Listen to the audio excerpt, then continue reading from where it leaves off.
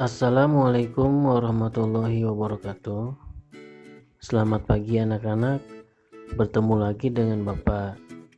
Dan hari ini kita akan belajar tentang hak dan tanggung jawab. Nah, sebelumnya kita cari tahu dulu apa itu hak. Hak adalah sesuatu yang harus kita terima sejak lahir hingga sekarang. Setiap orang memperoleh hak yang sesuai dengan peranannya. Hak-hak tersebut dipengaruhi oleh lingkungan sekitar. Hak merupakan suatu yang wajib didapatkan dari setiap individu yang menjalankan kewajibannya. Nah, di sini ada contoh hak di rumah. Yang pertama, hak ibu mendapatkan nafkah dari ayah.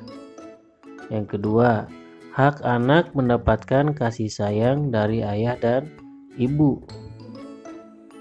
Yang ketiga, hak anak mengatur hidupnya setelah dewasa.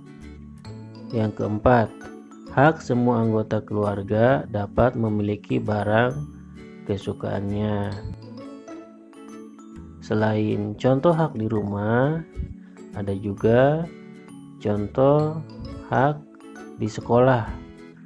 Nah, kalian sebagai pelajar juga memiliki hak ketika di sekolah atau di kelas. Yang pertama, hak untuk mendapat pembelajaran dari guru. Yang kedua, hak untuk bertanya kepada guru tentang materi yang belum kalian pahami. Yang ketiga, hak untuk mendapat teman. Dan yang keempat, hak untuk berpendapat. Selanjutnya, contoh hak di masyarakat. Yang pertama, hak untuk bersosialisasi dengan warga masyarakat sekitar. Hak untuk memperoleh keamanan dari aparat keamanan. Dan hak untuk menyampaikan pendapat. Selain hak, kalian juga harus tanggung jawab terhadap hak tersebut.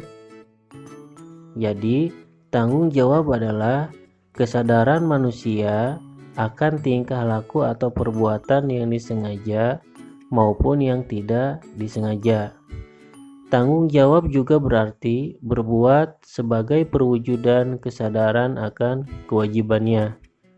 Tanggung jawab timbul karena telah diterima haknya.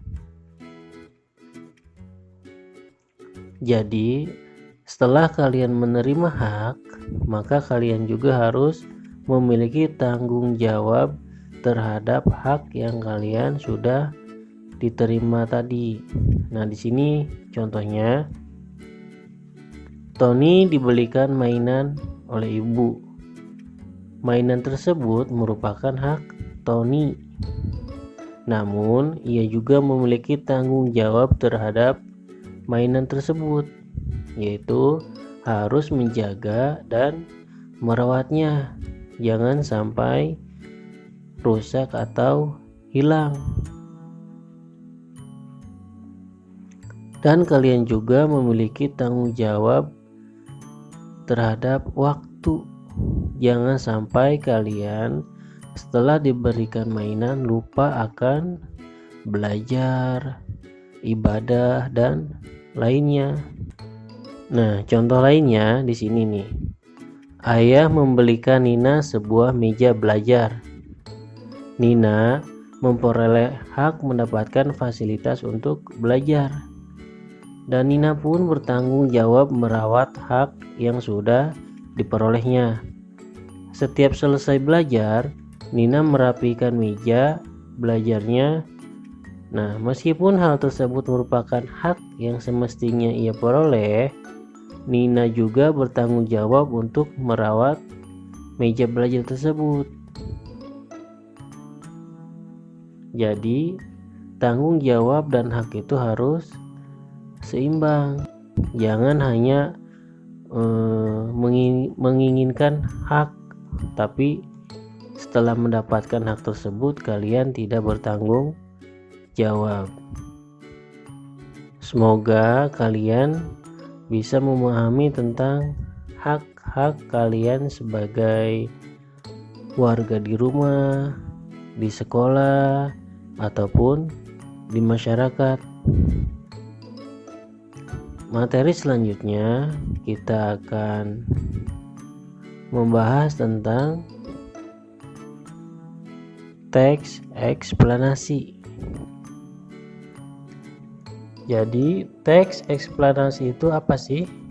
Nah, teks eksplanasi merupakan teks yang menjelaskan sebab akibat suatu fenomena, baik itu peristiwa alam, ilmu pengetahuan, sosial, budaya, dan lainnya.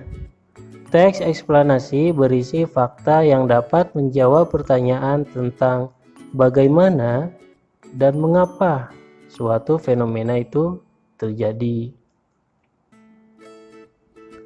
Tujuan teks eksplanasi yaitu untuk memaparkan proses dan sebab terjadinya suatu fenomena. Penjelasan yang dipaparkan dalam teks eksplanasi berdasarkan bidang keilmuan yang bersifat ilmiah, yang mengacu pada fakta, realita, teori, dan hasil penelitian yang dilakukan oleh ilmuwan.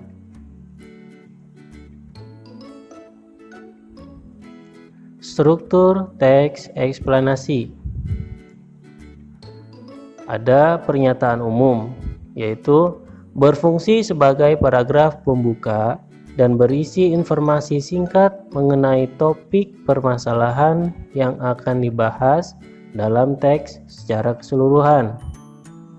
Lalu ada deretan penjelas, merupakan bagian isi atau inti dari teks eksplanasi yang berisi uraian atau penjelasan lebih rinci mengenai proses dari peristiwa atau kejadian yang dijelaskan pada pernyataan umum.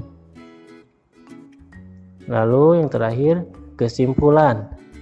Nah, di sini terdapat di akhir teks dan berisi pendapat singkat penulis mengenai topik dan informasi yang dijelaskan pada bagian pernyataan umum serta deretan penjelas sebelumnya.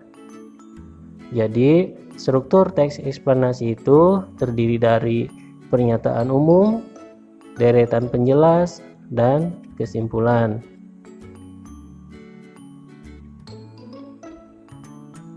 Langkah-langkah menentukan topik dalam teks eksplanasi. Yang pertama, membaca teks keseluruhan. Yang kedua, memahami isi teks.